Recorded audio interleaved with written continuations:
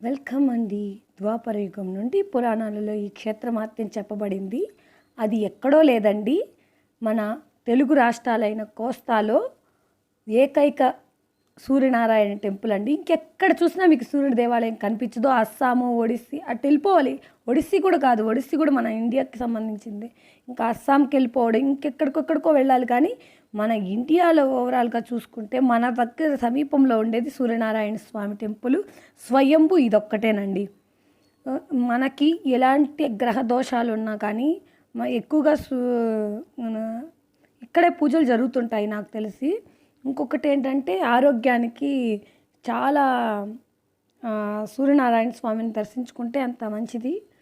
ఆరోగ్యం బాగుపడాలంటే చాలామంది ఎక్కడెక్కడ దూరాల నుంచి రెమెడీస్ కోసం ఈ టెంపుల్స్కి వస్తుంటారు.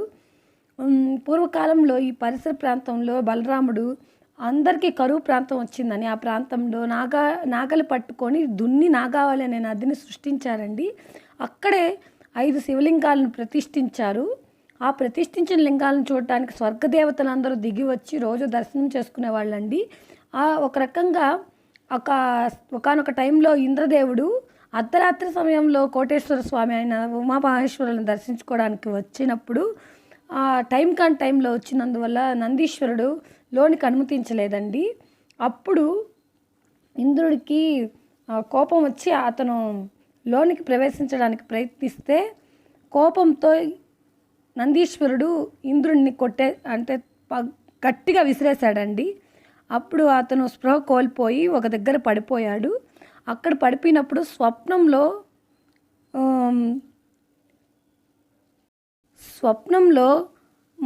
ఈ సూర్యనారాయణ స్వామి ఇంద్రుడికి కనిపించి ఆయన స్పృహ తప్పిపోయాడు కదా, నేను ఇక్కడ ఉన్నాను, నన్ను కానీ ప్రతిష్ఠిస్తే నీకు ఆరోగ్యం కుదుట పడుతుంది, నువ్వు ఆరోగ్యవంతుడు అవుతావు అని చెప్పంగానే స్వప్నంలో నుంచి తేరుకున్న ఇంద్రుడు అమిత ఆనందం పొందేసి తన దగ్గరున్న వజ్రాయుధంతో తవ్వి ఆ ప్రాంతంలో అత్యంత సుందరమైన సూర్యనారాయణ స్వామి మూర్తిని కనిపెట్టి అక్కడ తవ్విన ప్లేస్నేమో ఇంద్రపుష్కరిణి అంటారండి, కనిపెట్టారండి. అక్కడే ప్రతిష్ఠించారు పక్కగా. ఆ మూల విరాట్ యందు 7 ఏనుగులు ఉంటాయి. అనురుడు అనే రథసారథుడు ఉంటాడు. పాదాల చెంత ఛాయాదేవి, సంధ్యాదేవి ఉంటారు. ఇరుపక్కల ఉమాదేవి, పద్మినిదేవి పై వరకు ఉంటారండి. ఇంకా సనకసనందాదులు వాళ్ళు ఎప్పుడు పరిచారికలతో సేవలు చేస్తుంటారు. అంటే అవి పట్టుకొని చామరాలు విసురుతూ ఉంటారండి స్వామివారికి.